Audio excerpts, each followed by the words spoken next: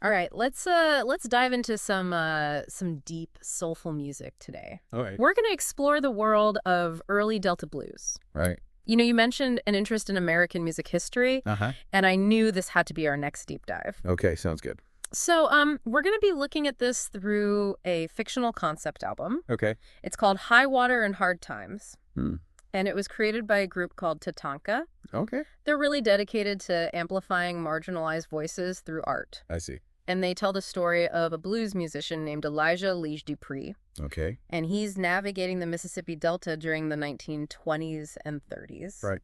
So the album uses his fictional journey to weave together real historical events. Okay. Like the Great Mississippi Flood of 1927, Right. the rise of Jim Crow laws, and the mass migration of Black Americans northward. Yeah. It even features iconic locations like Dockery Plantation Okay. and Beale Street. Right. So it's like stepping right into history. Speaking of Dockery Plantation, the album starts there in 1927. Okay. It was a massive cotton plantation. Right.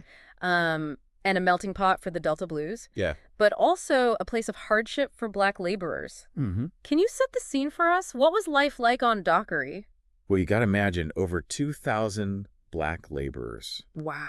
working as sharecroppers, Okay. toiling under that brutal sun, Yeah. trapped in this cycle of debt that often felt inescapable. Right. Basic homes, hard lives, Yeah. incredibly oppressive social climate. I see. Music was their escape, Hmm. a way to voice their pain, their hopes, Okay. and find solace in shared experiences. That's powerful. I mean, to create such beautiful music in the middle of all that.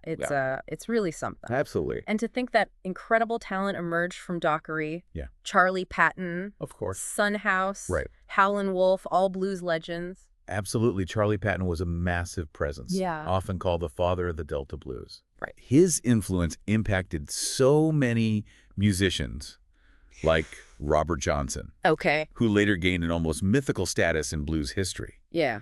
Imagine these musicians, Yeah. their voices echoing through juke joints, Oh, yeah. work camps, Wow. and along the levees, sharing their stories, Yeah. spreading their music. Right. Powerful image of hope and resilience It is. in the face of adversity. Yeah, it really highlights the power of music as an outlet, It does. a way to process emotions and connect with others and build community in the face of hardship. Exactly. It was a way for them to share their stories Yeah. and find strength in a shared experience. Right. Then in 1927, this already difficult situation takes a turn for the worse. Right. When the Great Mississippi Flood hits the Delta. Yeah. The album really emphasizes how this event impacted Black communities the hardest. Uh-huh. Can you talk about how this flood became a turning point in 𝗧𝗔𝗧𝗔𝗡's story Sure. and in the history of the blues in general? Well, picture this. Okay. Entire communities uprooted. Families losing everything. Yeah. Forced to work on the levees Right. under incredibly dangerous conditions to protect the land of white plantation owners. Wow.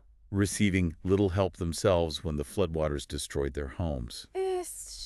This catastrophe laid bare the deep-seated racial and economic inequalities of the time, Right. pushing many Black people to seek a better life elsewhere. It makes you understand why so many Black Americans chose to leave the South Yeah. during the Great Migration, searching for better opportunities and a life free from oppression. Absolutely. Right. The flood served as a catalyst for the Great Migration, with millions of Black Americans leaving the South for northern cities. Wow. And 𝗧𝗔𝗧𝗔𝗡's story mirrors this exodus. Okay. He heads north, first to Memphis, Okay. then St. Louis, eventually landing in Chicago. Right. Each stop exposing him to new musical influences and different styles of blues. So Memphis, with its legendary Beale Street, was his first stop. Right. What impact does this city have on 𝗧𝗧𝗧𝗧𝗡 and his music? Memphis, in the late 1920s, was pulsing with musical energy. Oh, wow. Beale Street was a symphony of blues, Yeah. with every musician vying for their moment in the spotlight. Right. But it had a darker side, Oh. a world of hustlers and opportunists. Okay. And 𝗧𝗧𝗧𝗧𝗧 learns this the hard way, Oh, no. losing his earnings from his first gig. Wow. It's a harsh introduction to the realities of the music business. So he gets a taste of the good and the bad, the Yeah. thrill of performing, and the harsh realities of a city trying to make it big. Exactly. Yeah. But even in these challenging circumstances, there are glimmers of hope. Okay. He encounters a woman who recognizes his raw talent Oh, wow. and helps him secure a gig at a club. Nice. This act of kindness reminds us that even in the midst of struggle, Yeah. human connection and support can prevail. That's a beautiful reminder. It is. That even in the darkest times, compassion and community can shine through. It makes me wonder how Lige's music evolves as he travels from the rural Delta to the urban landscapes of Memphis and beyond. Yeah. What changes do you hear in his sound? That's where things get really interesting. Okay. His early music had that raw, Yeah. deeply soulful Delta sound. Right. But as he encounters new influences in Memphis, his music starts to incorporate elements of jazz, Okay. ragtime, and other urban styles. I see. You can hear this shift in the album. Okay. Early tracks like Cotton Field Blues have that raw acoustic sound. Yeah. But when you listen to Memphis Nights, You're right. there's a shift. You hear horns and piano, Oh, wow. giving it that jazzy, upbeat tempo. Okay. It's a testament to his ability to adapt and absorb Yeah. while staying true to his roots. So it's like his music is reflecting his journey. Exactly. The sounds of each place he visits become woven into his style. His music becomes a tapestry of his experiences, showcasing his growth and evolution as a musician. Okay, I have to ask about this track on the album called The Devil's Crossroads. It seems to hint at a supernatural element in Lige's story. A crossroads encounter that's steeped in blues lore. Right. Can you tell us more about that? Of course. Yeah. This episode takes inspiration from the legendary tale of bluesman Robert Johnson selling his soul to the devil at the crossroads. Okay. In Lige's story, he has an encounter with a mysterious figure who tells him about this crossroads, suggesting that musical greatness can be achieved through a dark pact. So, is Lige tempted by this offer? Does he actually consider selling his soul? The album leaves that open to interpretation. Okay. We see Lige playing his guitar under the full moon, Yeah. almost as if he's searching for an answer. Right. But the devil never appears. However, after this experience, there's a noticeable shift in his playing. Really? It becomes more powerful, deeper. Wow. As if some unseen force has touched his music. That's such a powerful image. It is. It makes you think about the sacrifices artists feel they have to make. Right. The choices they face on the road to success. Yeah. It's almost like a metaphor, right? Yeah. For the compromises, the self-doubt, the dedication that can fuel creative brilliance. Precisely. It adds a layer of intrigue and mystery to Lige's story. It does. It prompts the listener to consider the true source of artistic talent. Yeah. And the potential price one might pay for it. That's such a fascinating concept. It is. And it really makes you think about the choices artists make in pursuit of their art. But let's not get ahead of ourselves. There's so much more to explore in Lige's journey. Right. It feels like this crossroads encounter really sets the stage for the next chapter in Lige's story. Yeah. He's grappling with his artistic integrity, this desire for success, and maybe even questioning the very nature of his music. And all of this leads him to Chicago. Right. Which was the epicenter of the blues scene by the late 1920s. Yeah. What was it about Chicago that drew so many blues musicians like Lige? Chicago was like a beacon of hope. Okay. For so many black musicians escaping the hardship and oppression of the South. Remember the Great Migration? Yeah.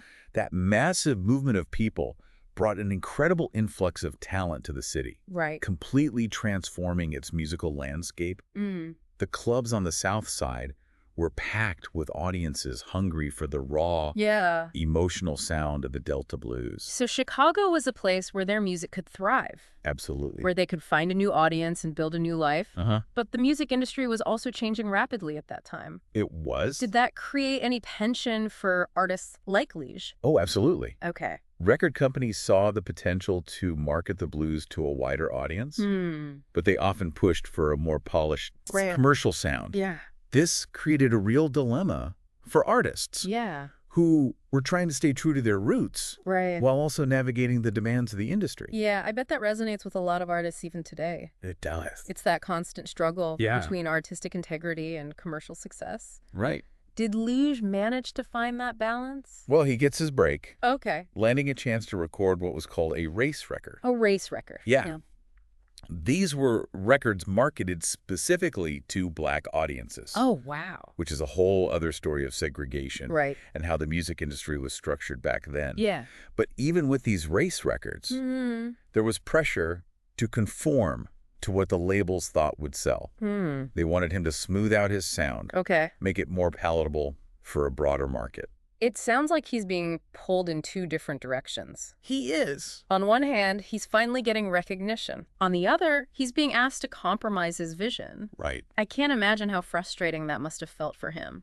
And throughout this struggle, yeah, his mother's words echo in his mind. Oh, wow. She had always warned him about the blues. Okay. Calling it the devil's music. And now, amidst the chaos of Chicago and the temptations of fame, right, he starts to question if there's some truth to her warnings. Right. Was the blues his path to freedom or a road leading him to ruin? It's such a powerful question. It is. And it gets to the core of the blues itself, doesn't it? It does. It's a music born from pain and hardship.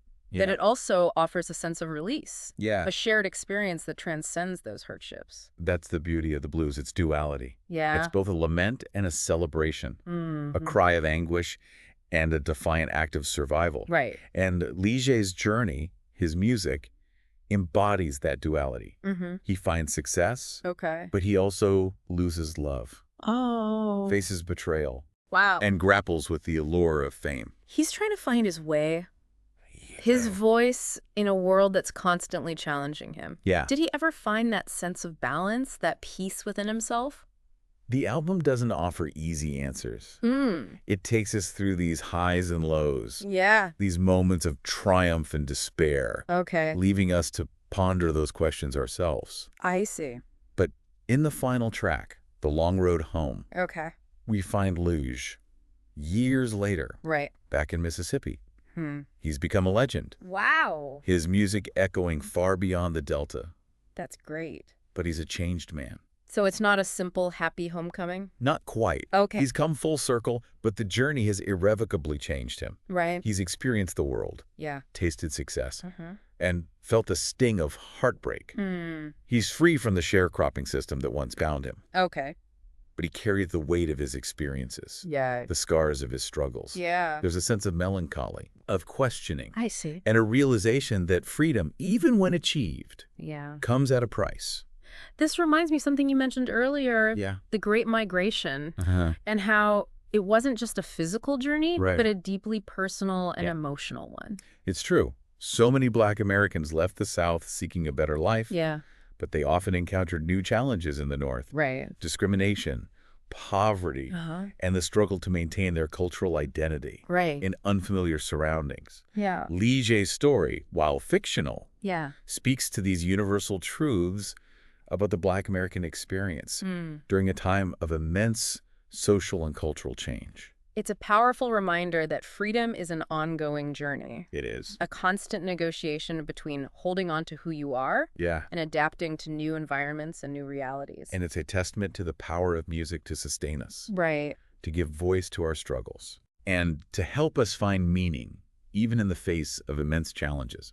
You know, while Elijah's story is deeply rooted in a specific time and place, it also feels incredibly relevant to today.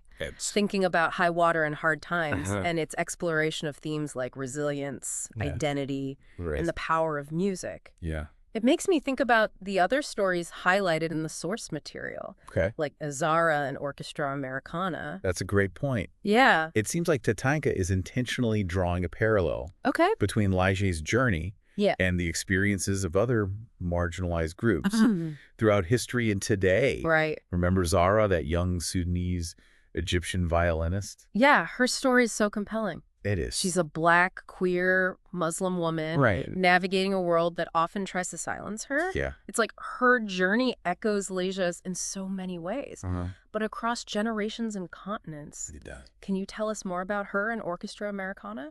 Absolutely. What's so fascinating about Orchestra Americana is that it intentionally brings together musicians from all walks of life, celebrating the richness and diversity of their individual stories. Right. It's a powerful way of showcasing how music can transcend differences, build bridges, and amplify voices that often go unheard. And it sounds like Zara finds a sense of belonging and empowerment. She does. Through this orchestra. Yeah. Just like Liege found solace in the blues. It's like a modern-day echo of the blues' ability to create community and inspire hope. Exactly. Both Liege and Zara use music to express their unique identities and to connect with others who understand their struggles. Right. It's a testament to the enduring power of music to break down barriers and create a sense of belonging. It's incredible to see how TATANKA is using their platform to highlight these connections, these shared experiences that transcend time and cultural boundaries. It's amazing how TATANKA connects these seemingly disparate stories, you know, and shows how music can be a bridge across cultures and generations. It makes me think about that famous Muddy Waters quote.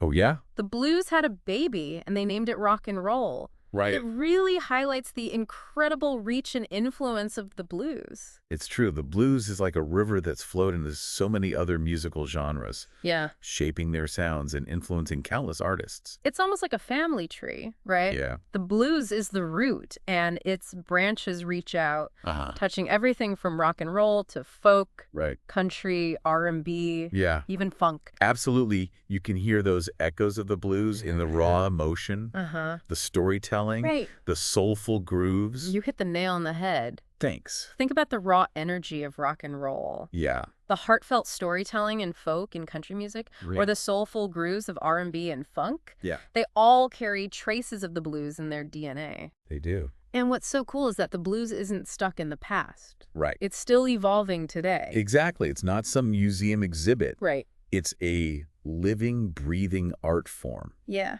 Contemporary artists blend traditional blues elements with modern sounds, pushing the boundaries of the genre while honoring its roots. It's a testament to the enduring power of the blues. It is. Its ability to connect with people across time and cultures. And it all comes back to that universal human need to express our experiences.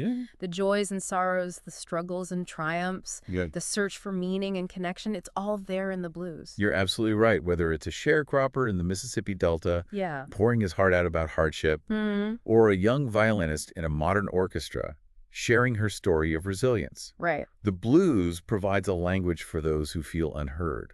I see. It's a way to connect through shared emotions and experiences. It's been an incredible journey exploring the world of the blues with you. It has. It's made me think about music in a whole new way.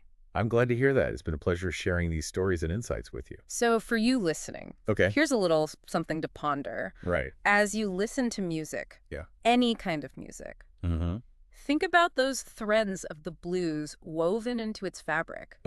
Can you hear the echoes of Liege Dupree's guitar in the rock anthems of today? Yeah. Can you feel the spirit of those early blues pioneers in the soulful voices of contemporary artists? Music has this incredible power to transcend time. Yeah.